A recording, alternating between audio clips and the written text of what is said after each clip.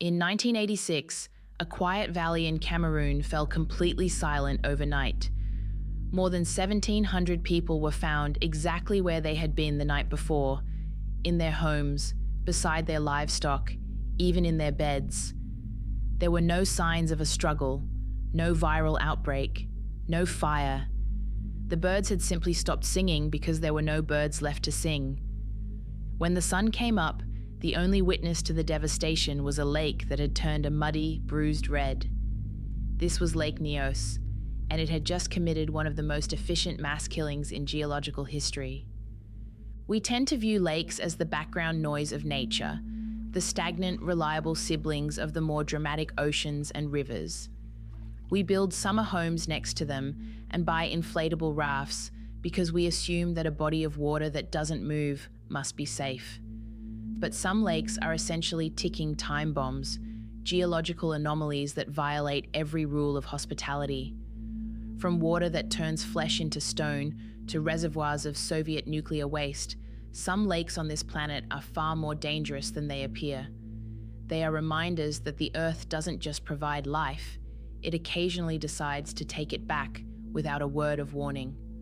Welcome to the Waxenvein Ledger, an archive of the strange corners of our world, where the line between natural and unnatural begins to blur. The horror at Lake Nyos was the result of something called a limnic eruption, which is a fancy scientific way of saying the lake decided to burp. Because Nyos is sitting in a volcanic crater, carbon dioxide from the Earth's crust leaks into the bottom of the lake. In a normal lake, that gas would rise to the top and escape.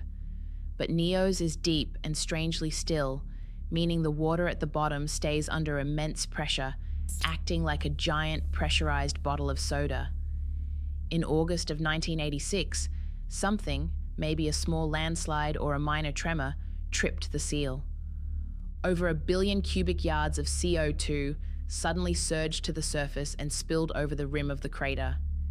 Carbon dioxide is heavier than air, so it didn't dissipate into the sky. It flowed down the mountainside like a silent, invisible river of suffocation. It moved through the villages at 30 miles per hour, hugging the ground and snuffing out every oxygen-breathing creature in its path. People died so quickly they didn't even have time to wonder why they were feeling sleepy. It is a chilling realization that a lake can essentially hold its breath for decades, only to exhale a cloud of death that erases an entire community in an hour. And what makes Lake Nyos even more unsettling is that it wasn't a one-time anomaly. Nearby lakes share the same conditions, and smaller gas releases have already happened in the region. Today, scientists have installed degassing pipes to slowly release the pressure building beneath the surface, essentially allowing the lake to vent itself before it can explode again. It's a solution that works until it doesn't. While Lake Nyos kills through silence and invisibility, Lake Natron in Tanzania prefers a more surreal, visual kind of intimidation. If you saw a photo of Natron without context, you'd assume it was a landscape from a planet that hasn't finished cooling down yet. The water is often a deep, vibrant red, and the shorelines are encrusted with white mineral deposits that look like salt but are significantly more aggressive. This is one of the most alkaline places on Earth, with pH levels that can hit 12, essentially the same as liquid drain cleaner. The water is saturated with sodium carbonate, thanks to the nearby volcanoes, and in some areas, hot enough to cause serious burns in seconds. The most famous and slightly macabre quirk of Natron is its ability to turn animals into stone. When a bird or a bat dies in the water, the high mineral content pickles the carcass, calcifying it into a hard, statue-like form that looks like a prop from a horror movie. Ironically, the lake is also the only breeding ground for millions of lesser flamingos. They've evolved to thrive in this caustic soup because it keeps predators away. It's a brilliant survival strategy, provided you don't mind living in a bathtub made of lye. Natron is a beautiful pink-hued middle finger to the concept of a refreshing dip. But if you want to find a lake that is dangerous specifically because of human interference, you have to look toward the southern Ural Mountains in Russia.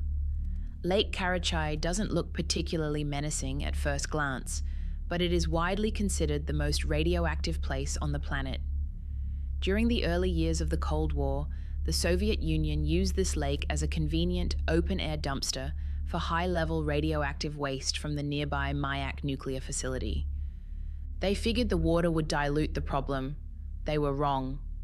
By the 1990s, just standing on the shore for an hour would give you a lethal dose of radiation.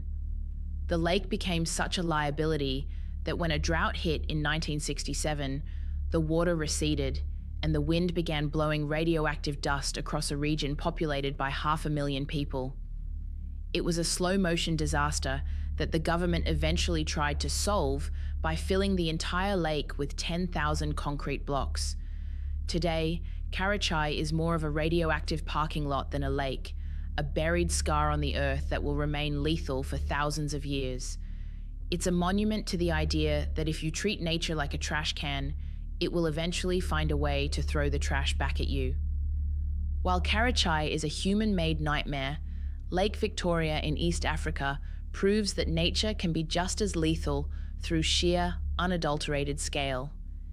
This is the largest lake in Africa, roughly the size of Ireland, and it is the primary source of life for millions of people in Uganda, Kenya, and Tanzania. It is also the world's deadliest lake, not because of what's in the water, but because of how many people never make it back out. It's estimated that between 3,000 and 5,000 people die in these waters every single year. The danger here isn't invisible gas or radiation, it's the weather. Lake Victoria is so massive that it creates its own microclimate.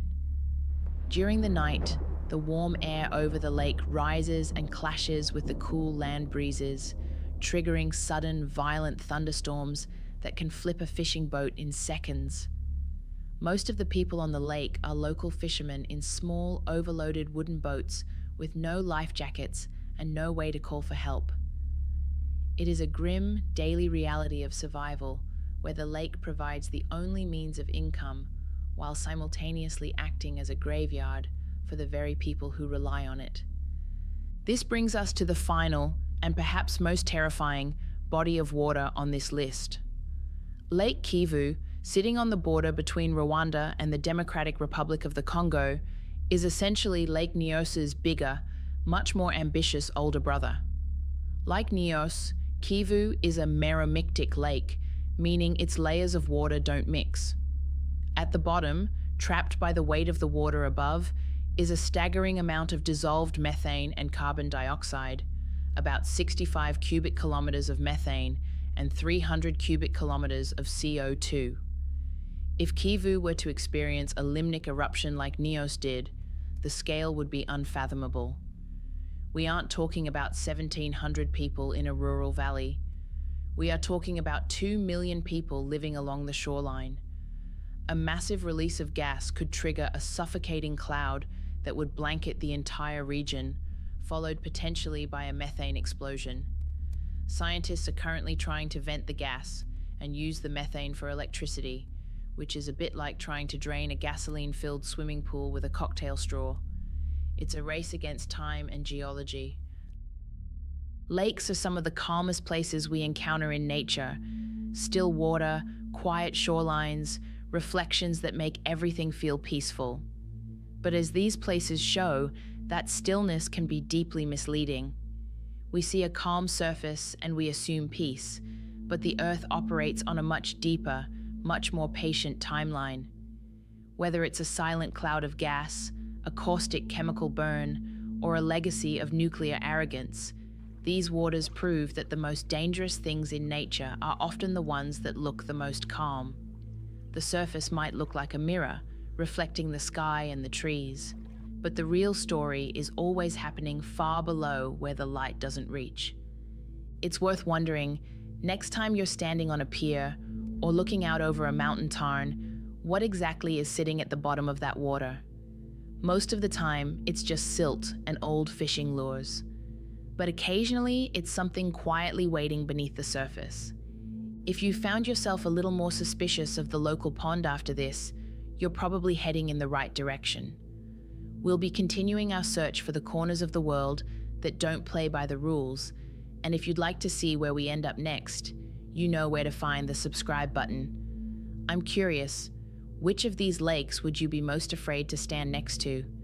Is it the invisible gas of Kivu or the radioactive ghost of Karachay? Drop a comment below and let's discuss the physics of our collective nightmares. Until next time, stay curious, stay observant, and maybe keep a safe distance from any lake that looks a little too quiet.